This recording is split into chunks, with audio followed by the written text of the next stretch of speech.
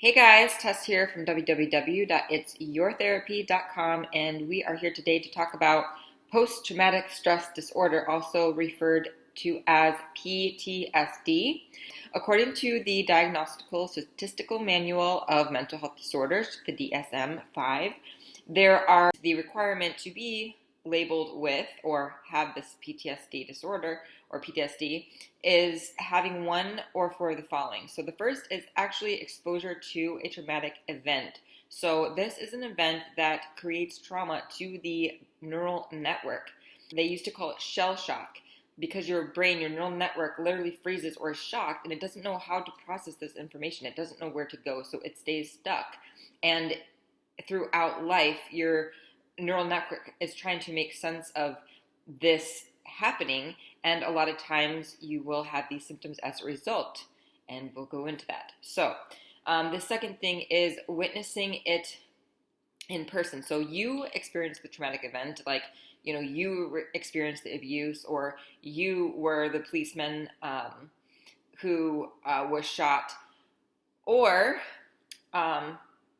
you witnessed someone being shot and you were there in the actual event. And the third is learning that someone close to you, a close family member, someone that you really feel is maybe you have some secure attachment to or an attachment to, and you learn about them getting in a traumatic event. And that becomes traumatizing to you because of how close you are with that individual and the kind of attachment you guys have. Or the fourth is experiencing repeated or extreme exposure. The next set of criteria B, are a set of intrusive symptoms. So this could be reoccurrent or involuntary intrusive distressing memories of the event that just come into your thought processes and you're like, why is this memory here? I don't understand. And it's disturbing. So it's not something that, like a memory like, oh, I need to go take out the trash today. It's not like that. It comes at unwanted times and it's unwanted and often disturbing. So that is one of the 5 that are required for this particular criterion B. And the next one is recurring distressing dreams. So in therapy, we call this night terrors, and often the night terrors can be waking up in the sweats, and you don't even remember the dream. So you don't know if it was a nightmare or not. You just know, hey, I'm waking up and I'm just sweating everywhere. Like my body's just so profusely sweating, or I'm in a bag of wet sweat, just waking up, and I don't know why. And sometimes it happens in the morning, and sometimes it happens in the nighttime. It can happen multiple times a night. Depending on the complexity of the trauma and how your brain is processing, or your neural network is trying to, again, find where to categorize this, how to compartmentalize these memories that you haven't consciously made sense of, because when they did happen, it didn't make conscious sense. It was out of your logical schema to where it wasn't possible to create any logical sense of it. So that is the second one. And the third one is dissociative reactions. So these are often considered flashbacks. So it's like you get a picture of the memory and you're thinking about that time where you saw those remains, or you saw someone's head blown off, or you got shot in the arm, or your dad left in the middle of the night, or whatever the distressing memory is that comes up for you, where you felt like your life was threatened.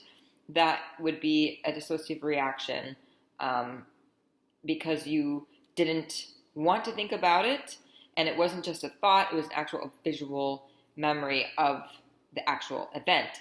And what occurs after that is hyperarousal. So you get the same sensations that you did when you were 5, when the memory happened, and you found out the information, or you witnessed that event, or it happened to you, you now feel that same kind of pain within yourself, and your body reacts the same. So a lot of people will act out, a lot of times in anger, act out in general, try to numb themselves to substances, attached to people aggressively, multiple ways that we behave as a result of these symptoms, but that is considered dissociative reaction or a flashback. Okay. The next thing, number 4, is intense or prolonged psychological distress at the exposure of internal or external cues that symbolize or resemble an aspect of the traumatic event. So this is anytime that you are exposed to something similar, or your brain is like, oh, that kind of reminds me of that situation, then, or the traumatic event, then you experience that distress, which I talked about, that manifests itself physically. You have the feelings and the sensations that occur as a result of that flashback, or it could be just something in the environment that reminds you of it, and then you just start having this anxiety. You're like, I don't even know where this is coming from.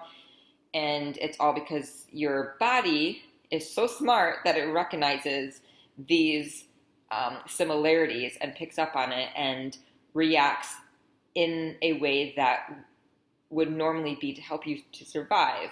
So we have to consciously work through these things, like I'm okay, and self-talk, and there's different therapies for that, such as EMDR, which I'm trained in and have found to be extremely helpful. There's CBT, there's other modalities specific that will help this.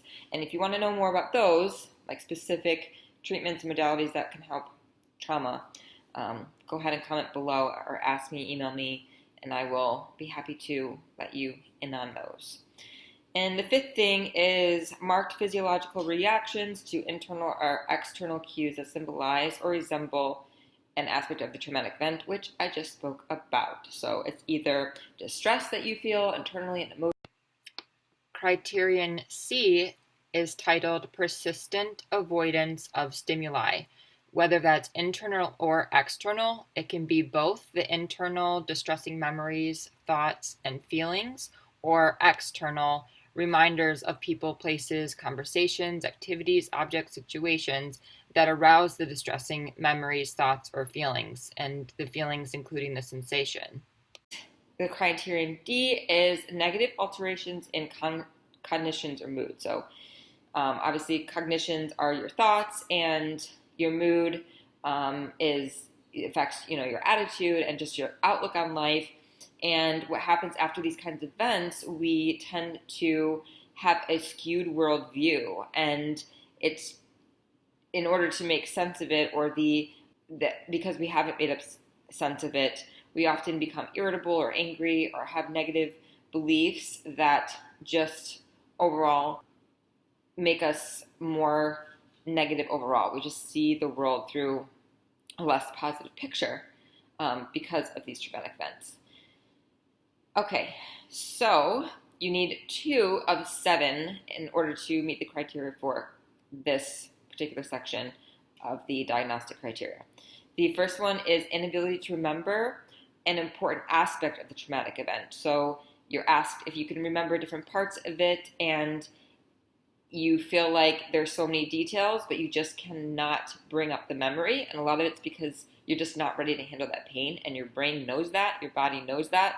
So it's not going to bring that back up, or it just seems so distant, and you've suppressed those memories for so long that even if you try, it's so far away. There's layers, and there's so many other memories that are just compiled on those that it's like somewhere deep within your subconscious that it's difficult to bring up those memories. And then there's also people that have very vivid memories. They can remember exactly what happened, and the opportunity presents itself to explain those when you're in therapy, because it offers that safe space. So that would be amazing if you could do that. You could heal from this. There is hope. Okay.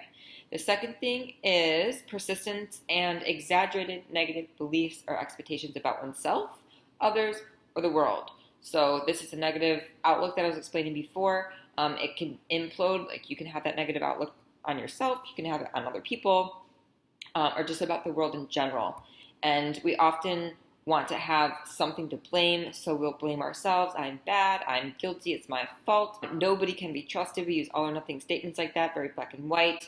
The world's a completely dangerous place. Nobody's safe, I'm not safe, I'm gonna die.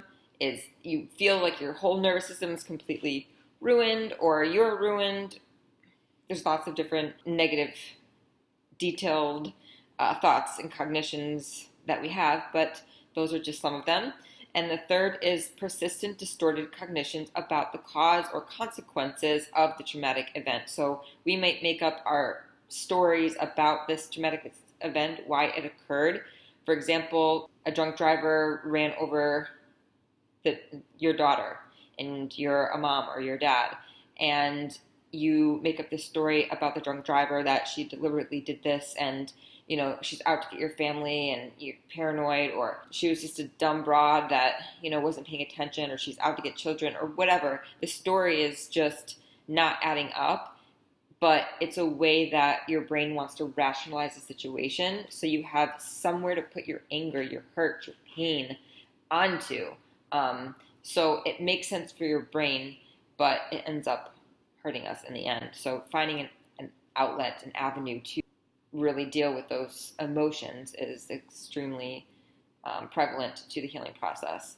And the fourth one is persistent negative emotional state. So constantly having anxiety, constantly being irritable, constantly being agitated, having anger, feeling guilty all the time for everything. You're taking on guilt and responsibility for things that you are not guilty really for, and it's not your responsibility. You have shame, not just guilt over something you did wrong, but like shameful feelings, with the shoulds, that I'm not measuring up or I'm not good enough type of thoughts, fearing everything, whether it be conversing with people or doing fun things or going out of the house.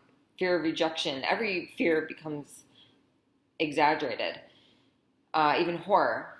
I've experienced a lot of clients that say terrified.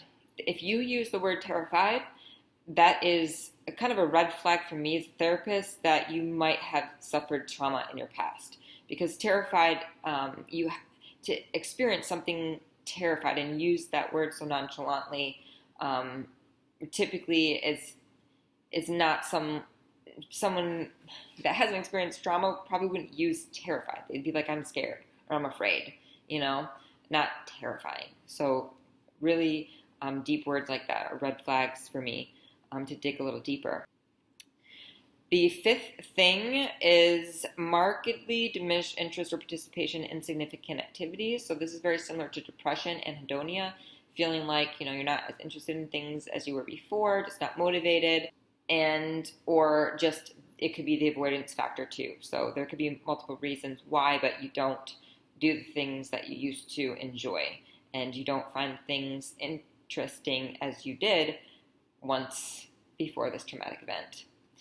And the sixth thing is feelings of detachment or estrangement from others. So just not being able to connect and really feel that sense of warmth from being with another person in proximity or in conversation or in relationship. The last but not least is number 7, persistent inability to experience positive emotions. So that irritability that I was talking about earlier, having the negative emotions goes right alongside with this, not being able to experience positive emotions, sense of satisfaction in life, happiness, loving feelings, all of those. Okay? E is marked alterations in arousal and reactivity associated with the traumatic event. So kind of like I was talking about before, this is the explanation of the arousal. So specific arousal patterns that happen, and it's 2 of 6 of these. The first one is irritable behavior or angry outbursts. So maybe you have an angry outburst and it seems like nobody provoked you, or maybe it wasn't a very big provocation and you reacted so strongly that it probably surprised people around you. It's usually expressed verbally, but a lot of times physically. So being physically aggressive. Males, probably more the physical aggression is expressed. Females, due to culture, more verbally. But a lot of times it doesn't matter about the gender. It's either or. But that is just culturally what has been observed.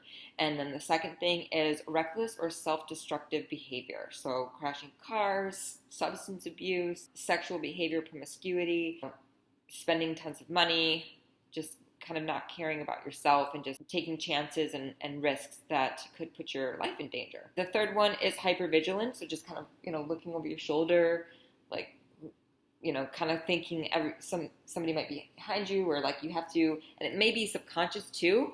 For example, going to a restaurant and you have to be facing the door, or you're in a room full of people and you have to be next to the door, having a way to escape. Just kind of like always hypervigilant, like someone comes behind you and it's a very uncomfortable feeling. You don't feel safe unless you're like hyper aroused, like just hypervigilant, very vigilant about what's going on around you at all times. And that is so consistent and persistent. It's not like somebody's in, a dark alley and so they're looking around themselves to protect themselves. It's just all the time, even in places where most people would find safe, at work, home, whatever. And the fourth thing is exaggerated startle response. So that could be that aggression earlier that I mentioned, but it's more of the jumpiness. Somebody does come up behind you and you jump, or you feel startled very easily, just kind of jumpy. The fifth thing is problems with concentration. Because of the anxiety, and actually the latest research has showed that if you had anxiety when you were young, as a child, then you actually have a enlarged amygdala and a smaller executive functioning, specifically the anterior cingulate cortex. The sixth thing is sleep disturbance. So difficulty falling asleep, staying asleep, having restless sleep. That can have to do with night terrors, or it can just be that restless leg syndrome, or just difficulty overall with sleep. And that can be due to fear too, racing thoughts before you go to bed. Just your brain, your neural network trying to make that sense of things affects all the other organs in your body and how you respond to the environment. Number F is the next one. Duration of the disturbance, so is more than 1 month. So after the traumatic event, then you have these symptoms, you meet the criteria for more than 1 month.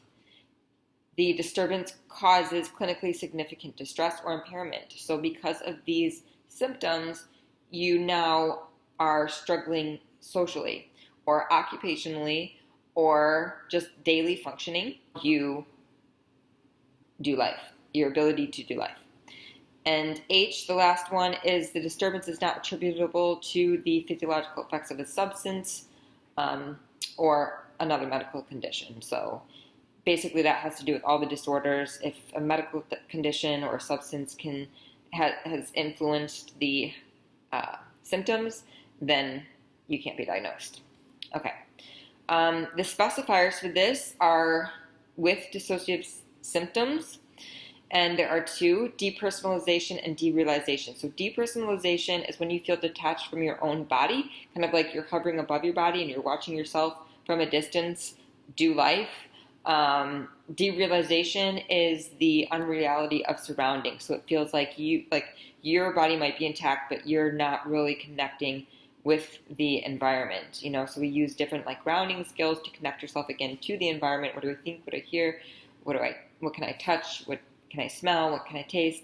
Kind of grounding, different various techniques to bring you back to the present and start connecting to your environment. So the main thing is here, if you get nothing out of this, is that we need to connect with each other. We need to connect with our environment. And if we're unable to do that, then we need to get the help that we need in order to do that, because that is going to be the best option for us to optimize our wellness, our health, and ultimately our sense of satisfaction and happiness in life. Till next time.